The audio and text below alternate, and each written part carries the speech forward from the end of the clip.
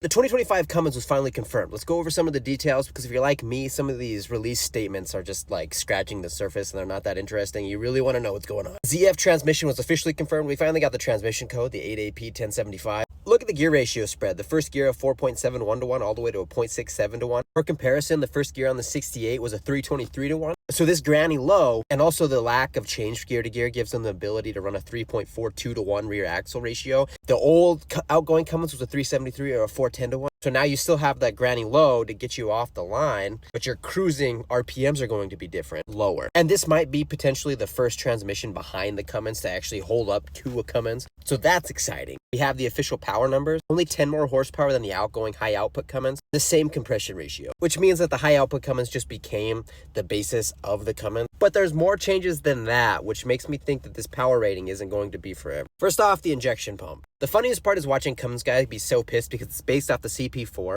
But if you remember, Cummins got pissed off enough at the CP4 that they went back to the CP3. So unless Bosch fixed a bunch of the CP4s, why would they run it again? Best case, I think we end up with an HP4-esque design. That eccentric design with that full contact on the lifter the whole time, building the pressure. No more of the roller type design. Worst case, we end up with a pin lifter, but the new 6.7 Power Strokes have a pin lifters, and that's still a CP4. So to be called something different than the CP4 insinuates more design changes, and I would say we're going to end up with an HP4-esque CP4. The intake manifold, the lack of glow plugs, those are both going to breathe better, and it's going to have better cold start emissions, and it's going to cold start easier and faster. What it was interesting to me is the block was long time rumored that it was going to be cast iron, but on Ram's website itself, it is still a CGI block. But the heads are cast iron, and the intake and exhaust valves got bigger, which is also a good thing because 6.7 head was very restrictive, especially when you compared it to what else was on the market. Now with more airflow, you're going to have more power and more aftermarket room to build upon. And as you can see here, they really were going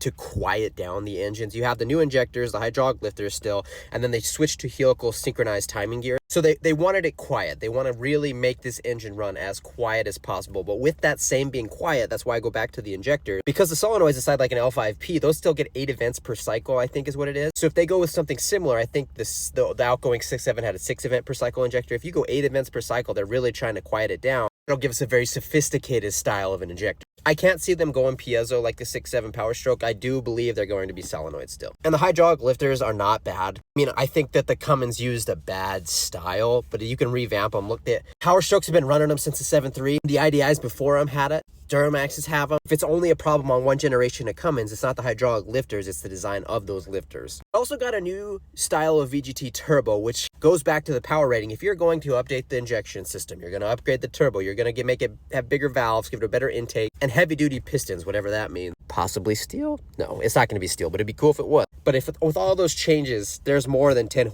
horsepower to be gained out of it. And the funniest part is this is only a 2-year engine. By 2027, you're getting a new body style on Ram, and I'm pretty positive that the 7.2 is going to be coming out. You can also see that the serviceability was a factor in some of these upgrades. That's why we got the canister filters. That's why the injectors were changed. And now the ECM is going to be programmable over the air, which is 100% probably because of their emissions recall that no one is doing, and now they're going to have to pay the big fine because of. Now, if you have this over the air stuff, you can just automatically give everybody the new update. You won't have to worry about getting fined from the EPA. But it also means that deleting it is going to be more of a challenge. So going back to my emissions on argument, emissions on is the future of diesel power. You can either embrace it or get pissed about it. And on the emissions, we still have SCR, which means we have DEF. You can see there's an EGR cooler. There's DPF, and it says that there's a DPF heater for cold start emissions, but it's not going to be an electric regen because the 220 amp alternator is still going to be the standard alternator.